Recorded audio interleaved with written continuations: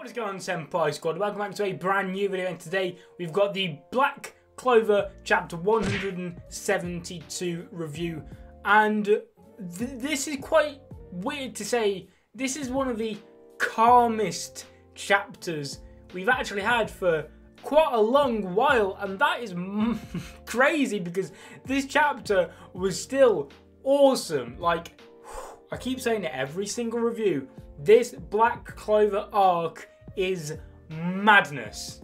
And surprise, surprise, that madness shown no sign of stopping whatsoever in this chapter. Basically, we saw Fuegelion. Now, Fuegelion versus Randall was a lot shorter than I expected it to be. Basically, we learned that Fuegelion is not in 100% control of this salamander yet, which I think we can kind of would have guessed. He's only just got the salamander, but despite hardly having much control over it, he absolutely bodied Randall.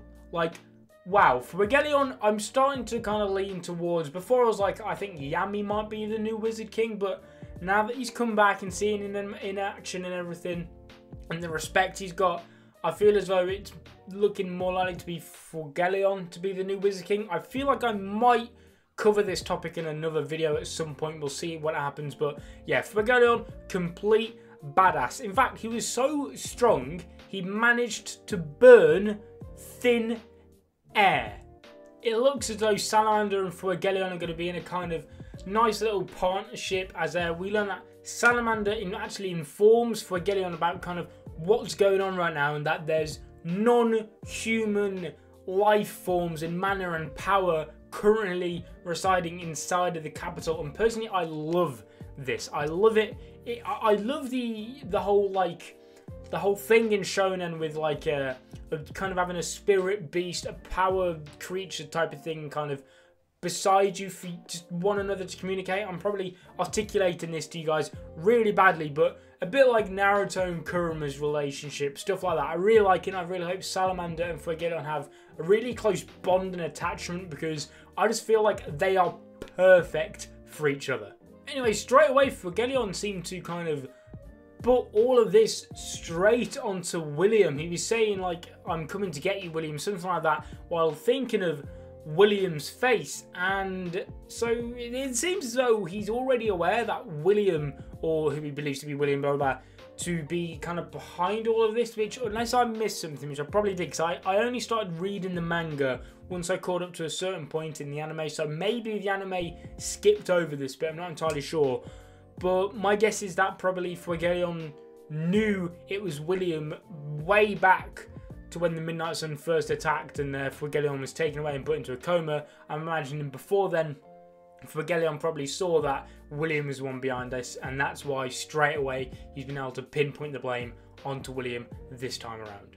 And then, whew, this was so badass. We see the Golden Dawn at headquarters, and oh boy, I feel as though now we're getting towards the halfway point of this arc, which is absolutely nuts that it's been this long already, and only now do I feel as though we're starting to get to a halfway point. But like I said, we see the Golden Dawn grouping up, but they are all elves. There's no Yuno, however, so I'm going to be interested to see how kind of like what goes on with Yuno when he sees the Golden Dawn all being elves and all of this, blah blah blah. So I'm still not quite sure if Yuno's an elf, or if he's like a good elf, bad elf, a conscious elf. I'm not too sure what the whole situation is going on with Yuno. It's really quite interesting. So we'll see how he kind of reacts when he sees what's going down with the Golden Dawn. We also see this woman, this Golden Dawn member, who I don't think we've seen before, who I feel is going to be some way related to Klaus. Probably Klaus's big sister. That's how I kind of feel, maybe because she's got quite the pointy like jawline, and she does that thing where she pushes her glasses up. So that's going to be quite cool to see. We also see Langris. Now Langris is now the elf, which is the cousin to Patry, who obviously is kind of the one who's built this whole rebel on the humans. Langris, who's Finral's brother, is now Ratri, I believe his name, who is Patry's cousin, who is the vice captain of the Golden Dawn. Boy, did I explain that awfully. Also at the end of a chapter, Yami kind of bursts in and wakes up Finral, who is only just woken up from way back, I think back in the Royal Knights exam, and straight away his mind was on Finral. Now I see a lot of people saying, oh, that's convenient how he wakes up and bang, straight away he somehow knows Finral's an elf. I don't really think that Langris is an elf. I don't quite think Finral has any idea what's kind of going on. It's just you have to kind of think about that the last thing Finral saw before being knocked unconscious was Langris. So I feel as though that's probably why his thoughts went straight to his brother, because, you know, he might be a bit of a dickhead, but he still clearly, I think, cares for his brother to some degree. So that's why I think it was the first thing that he thought of. And I think seeing Langris versus the name's gone. The name has gone. Seeing Langris versus Finral, I don't know why, for some reason I was going to call him Randall. No idea what was going on there, but seeing Langris versus Finral Part 2 is going to be so good. I cannot wait for that. One awesome thing about this chapter again is that we kind of got revealed that William, or Patry, kind of built the Golden Dawn for this very elf attack in mind. Every single Golden Dawn member was handpicked because he thought, and I didn't quite understand completely kind of what was going on here. I've had it explained to me now by a couple of people. Now, I kind of understand it, but we'll see.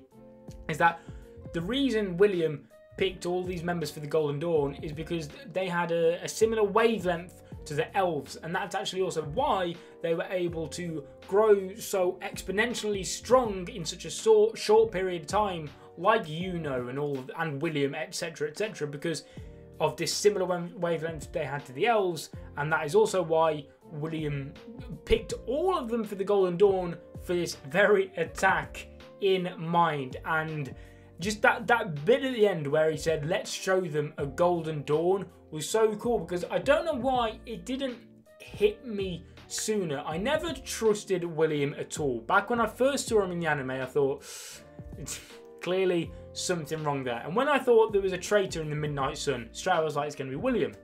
And it was the poor Purple Orcas dude. Now, I don't know why I didn't catch on at all. I mean, I'm going to put the picture on the screen. This is what a real life Midnight Sun looks like. Midnight Sun, okay? Midnight Sun. Golden Dawn. Literally, they're the same thing, just different words. And I'm probably an absolute idiot for not realising this sooner, that they literally are just more or less the exact same things, just you chuck it into a thesaurus and you just take out a synonym for it. It's Midnight Sun is just Golden Dawn. It's just another way of saying it. I'm an absolute idiot for not realising this. But guys, like I said, this seems like it's going to be about a halfway point, I believe, to this chapter. And my god, if I speak, I'm in trouble, because I know I'm a Boruto/Naruto related channel. So I'm quite scared to put this opinion out there. But right now, I'm enjoying Black Clover way more than any other series. I'm putting out there, probably going to get hate, and I'm probably going to get a lot of the Black Clover guys excited, because honestly, this arc, mind blown. Fantastic arc. But guys, thank you so much for watching. Leave your comments and your thoughts about this chapter in the comment section down below. Get a little bit of a discussion going. Very excited to see what you guys think of it all.